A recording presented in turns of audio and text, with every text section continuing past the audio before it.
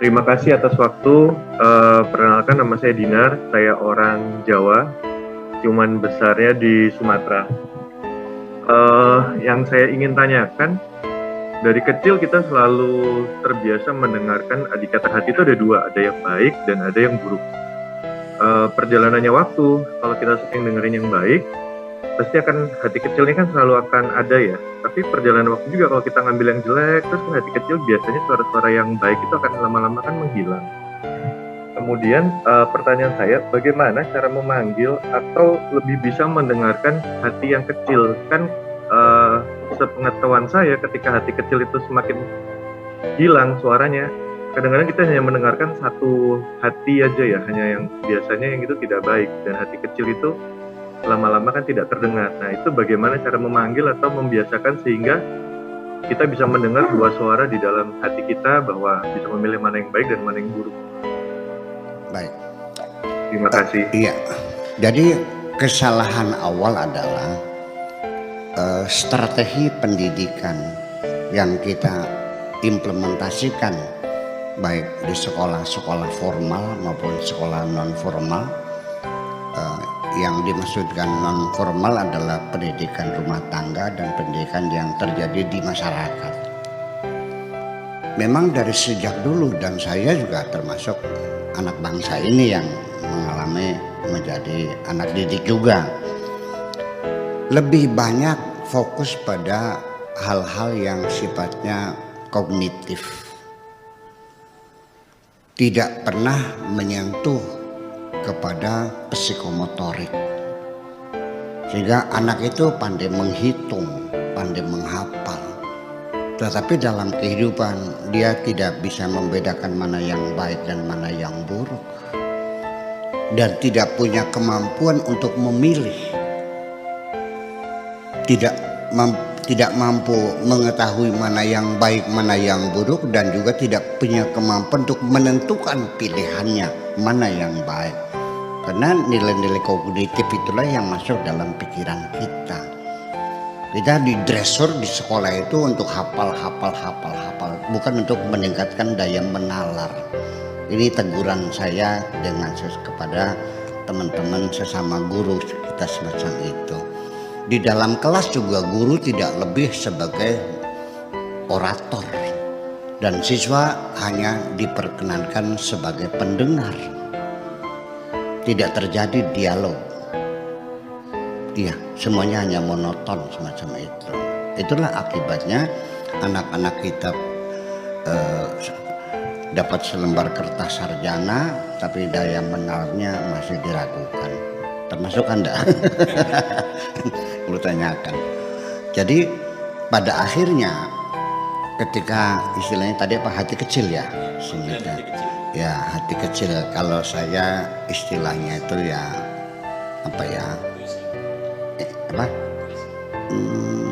ya begini. Jadi bagaimana supaya kita cerdas, bisa menentukan pilihan mana yang baik, mana yang buruk, mana yang bermanfaat, mana yang berbahaya. Iya. Jadi kita nggak usah melarang anak kita main HP, bermain internet dengan aturan-aturan, jangan melacak situs-situs yang tidak benar. Susah kita mengontrolnya.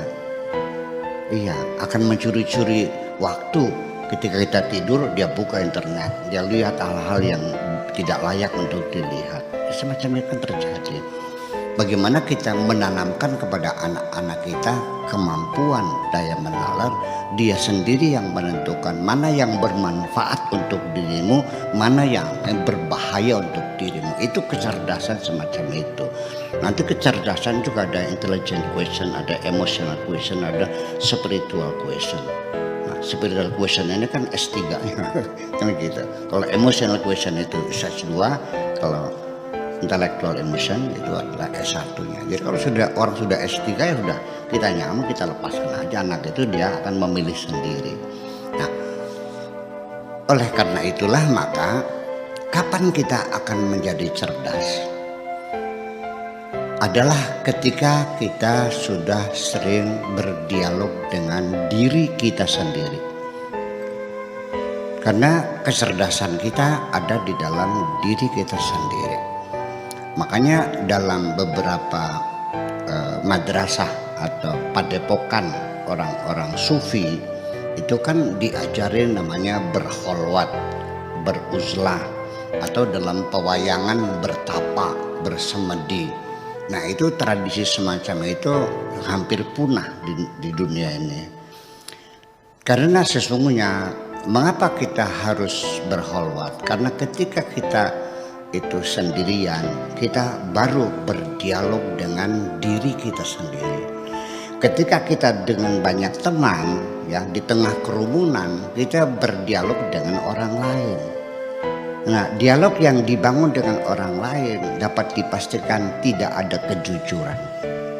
Ya, yang ada adalah pembelaan, advokasi terhadap diri kita sendiri yang ingin memaksakan pembenaran-pembenaran.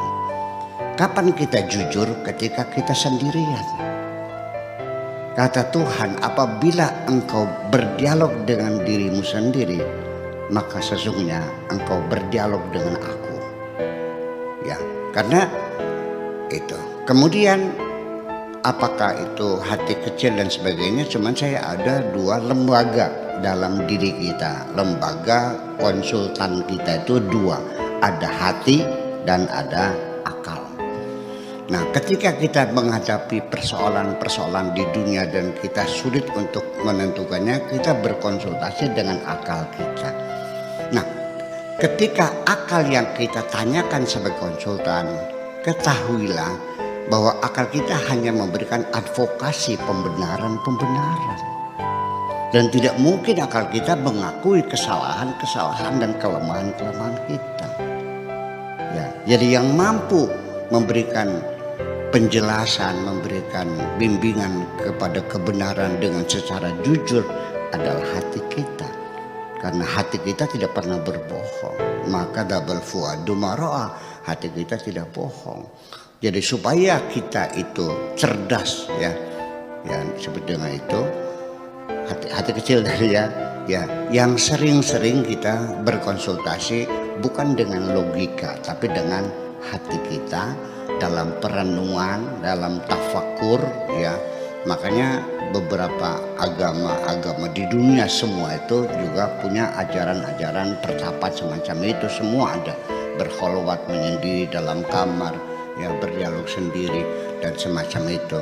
Sebab nanti pada akhirnya suatu ketika bukan hanya apa yang kita tanyakan mana yang baik, kadang-kadang di luar pertanyaan kita itu juga dengan kejernihan hati kita mendapatkan intuisi yang luar biasa. Bukan hanya baik dan buruk, tapi kita diberi arahan untuk melakukan hal-hal yang hebat. Apakah dalam bentuk sastra, apakah di bidang politik, apa ekonomi, gagasan-gagasan besar itu berbentuk intuisi. Dan intuisi itu masuknya hanya di alam bawah sadar, bukan di alam sadar, di bawah sadar, tapi juga tidak di bawah unconsciousness, bukan di alam yang tidak sadar, tapi otak bawah sadar. Masuknya di situ, karena kerja otak bawah sadar kita itu wilayah kerjanya lebih luas daripada otak sadar kita. Bahkan sampai dalam detik yang sama kita bisa melakukan banyak pekerjaan dalam detik yang sama karena kita bekerja di bawah sadar itu. Ketika kita menggunakan alam sadar kita, maka yang kita kerjakan ya satu hal saja, yang lainnya kita lupakan, kita abaikan dulu. Tapi dalam alam bawah sadar itulah kita bisa mengerjakan banyak hal. Saya dulu ketika berceramah kemanapun, maupun ke Palembang, Jogja, Surabaya, saya nyetir mobil sendiri kok dulu. Baru 3-4 tahun yang terakhir ini ya saya memakai sopir. Saya lebih suka berkendara sendiri. Nah, ketika saya sedang mengendarai mobil, dalam saat yang sama Mata saya selalu melihat spion kanan kiri, spion di atas, melihat ke depan orang yang nyabrang, ada mobil mengerem, ada mobil mau nyalip. Kita dalam kaki kita juga siap gas, siap rem, siap kopling dan sebagainya. Itu bekerja.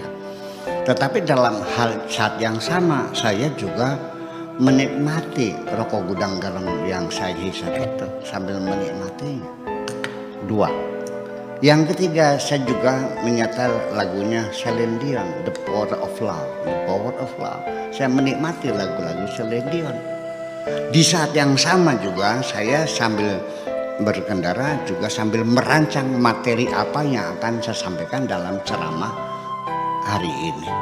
Bayangkan itu karena ada di bawah sadar itu. Jadi saya kira untuk supaya kita banyak cerdas, yang meningkatkan kecerdasan kita dari intelligent question kepada emotional question, akhirnya kepada spiritual question, yaitu yang seringlah kita berdialog dengan diri kita sendiri. Karena kita berdialog dengan diri sendiri, di situ saya menjamin ada kejujuran. Terima kasih.